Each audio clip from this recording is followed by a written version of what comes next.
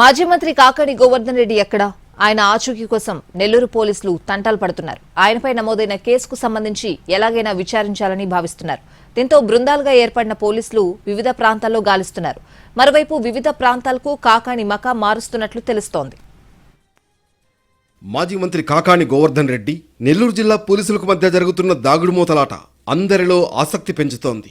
తాటిపర్తిలోని Rustom mines లో అక్రమ mining, రవాణా, పేలుడు పదార్థాల నిల్వకు సంబంధించి కాకానిపై పోలీసులు కేసు నమోదు చేశారు. అంతేకాకుండా మైన్కు సమీపంలోని గిరిజన కాలనీలోని ప్రజలను బెదిరించారనే ఆరోపణలతో ఎస్సీ ఎస్టీ అట్రాసిటీ కేసు కూడా నమోదైంది. ఈ కేసుల్లో విచారణకు రావాలంటూ పోలీసులు నోటీసులు ఇస్తున్నా కాకాని మాత్రం హాజరు కావడం లేదు. ఇప్పటి వరకు నెల్లూరు జిల్లా పోలీసులు కాకానికి 3 సార్లు నోటీసులు ఇచ్చారు. రెండోసారి నోటీసు ఇవ్వడంతో హైదరాబాద్లో బంధువుల ఇంట్లో శుభకార్యంలో పాల్గొని నెల్లూరుకు వస్తారని సమాచారం ఇచ్చారు. దీంతో పోలీసులు ఆయన విచారణకు వస్తారని భావించారు. కానీ ఆయన హాజరు కాలేదు.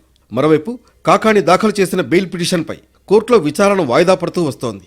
సోమవారం విచారణ జరగనుండగా ఆలోపే అదుపులోకి తీసుకోవాలని పోలీసులు భావిస్తున్నారు.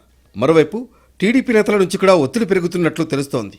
దీంతో ఆయన సన్నిహితుల ఫోన్ నంబర్లను ట్రాక్ చేస్తూ కాకాని ఆచూకీ కోసం పోలీసులు ప్రయత్నిస్తున్నారు.